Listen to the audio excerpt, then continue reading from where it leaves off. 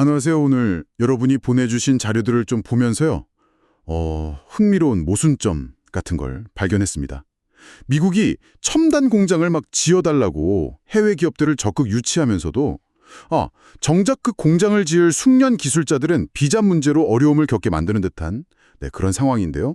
최근에 그 조지아주 현대차 그룹이랑 LG 에너지 솔루션, 그 배터리 합작 공장 있잖아요. HLG SBGA. 아, 네네. 거기 건설 현장 단속 사건이 딱 이 문제를 보여주는 것 같아요. 대체 왜 이런 일이 벌어지고 있는지 그 배경과 의미를 오늘 좀 깊이 파헤쳐 보겠습니다. 네, 좋습니다. 먼저 짚어볼 점은요. 그 미국 내에서요. 반도체나 배터리 공장 같은 대규모 프로젝트 있잖아요. 네. 여기에 필요한 숙련된 미국인 기술 인력, 이걸 찾기가 정말 어렵다는 현실인 것 같습니다. 특히 용접, 배관, 전기공사 이런 전문 분야에서요. 맞습니다. 이게 만성적인 인력 부족 문제예요. 만성적이요? 네. 특히 이제 한국 기업들이 짓는 공장들은 워낙 그 고도의 정밀성, 기술 이런 걸 요구하는 경우가 많거든요. 그렇죠. 아무래도 첨단 기술이니까요. 네. 그래서 경험 많은 한국인 숙련공팀에 대한 의존도가 자연스럽게 높아질 수밖에 없어요. 보내주신 자료 보니까 심지어는 미국인 미숙련 인력 100명이 할 일을 한국인 숙련 인력 30명이 해낼 수 있다. 이런 이야기까지 나올 정도예요. 와, 30명이 100명 몫을요? 그 정도 차이가 나나요? 네, 아무래도 공사 기간이나 안전, 또 품질 이런 걸 생각하면 숙련공을 선호할 수밖에 없는 거죠. 그렇군요. 그런데 문제는 이렇게 꼭 필요한 한국 기술 인력들이 미국에서 합법적으로 좀 오래 머물면서 일할 수 있는 비자, 예를 들면 L비자 같은 주재원 비자요. 네, L비자. 이걸 제때 받기가 점점 더 까다로워지고 있다는 거네요. 그렇습니다. 그게 문제입니다. 그러다 보니까 이제 단기 상영 목적의 방문 비자, 그 B1 비자 있잖아요. 네, 비원. 아니면 비자 면제 프로그램인 에스타. 이걸로 입국하는 경우가 많았는데 이게 사실 문제가 될 수 있는 거죠. 그게 왜 문제가 되는 거죠? 원래 그 B1 비자나 에스타는요, 회의 참석이라던가 시장 조사, 계약 협상 이런 활동을 위한 거지 현장에서 직접 공구를 들고 일하는 그런 노동 행위는 원칙적으로 허용이 안 되거든요. 노동은 안 된다. 네. 이번에 그 조지아 공장 단속에서 바로 이 B1이나 에스타 소지자들이 노동 행위를 했다. 이 부분이 이제 문제가 된 겁니다. 그렇군요. 여기서 이제 정책의 엇박자가 딱 드러나는 거네요. 트럼프 행정부 입장에서는 해외 기업들 미국에 투자 유치하는 거, 이거 굉장히 중요한 성과잖아요. 그렇죠. 엄청 홍보하죠. 실제로 일본 히터치 에너지가 10억 달러 투자한다. 이런 것도 막 홍보했었고요. 네, 맞아요. 투자는 이렇게 환영을 하면서도 동시에 그 지지층을 의식해서겠죠. 불법 체류자 단속이나 엄격한 이민정책 집행, 이걸 또 최우선 과제로 삼고 있단 말이죠. 양립하기 어려운 목표네요. 네, 그래서 이민세관 단속국, ICE라고 하죠.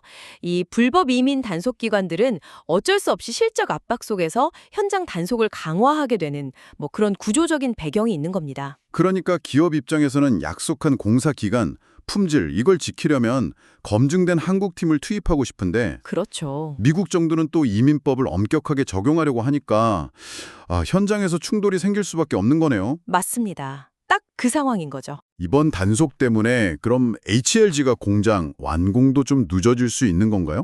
네, 그럴 가능성이 충분히 있고요.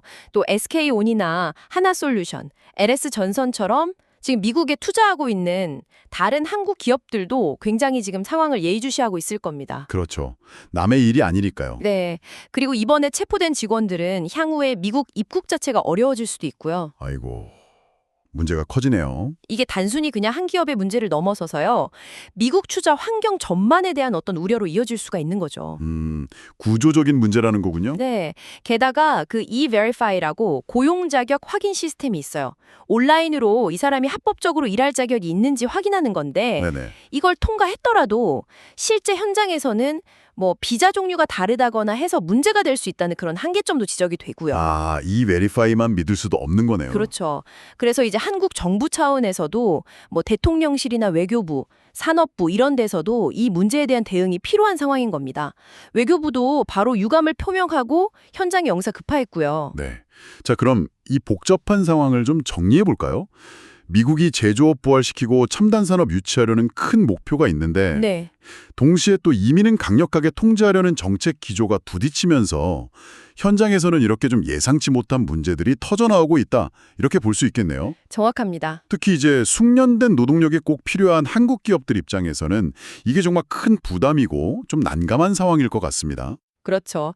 이게 단순히 뭐 비자 발급 절차가 좀 기술적으로 어렵다, 이런 차원을 넘어서는 거예요. 현재 미국 정치와 경제 정책이 가지고 있는 어떤 근본적인 긴장 관계, 이걸 보여주는 사례라고 할 수 있겠습니다. 네, 듣고 계신 여러분께서도 앞으로 이 문제가 미국의 투자 매력도라든가 아니면 뭐 글로벌 공급망 재편에 어떤 영향을 미치게 될지 계속 주목해 보시면 흥미로울 것 같습니다. 네, 정말 중요한 포인트입니다. 마지막으로 이런 질문을 한번 던져보고 싶어요. 과연 미국이 해외 투자를 성공적으로 유치하면서 동시에 자국의 어떤 노동정책이나 이민정책 목표, 이것도 만족시키는 그런 현실적인 정책 조율 방법이나 아니면 뭐 좀 창의적인 해법, 이런 걸 찾아낼 수 있을까요? 정말 어려운 질문인데요. 네, 이 질문에 대한 답을 찾아가는 과정이 앞으로 저희가 계속 지켜봐야 할 중요한 과제가 될 것 같습니다.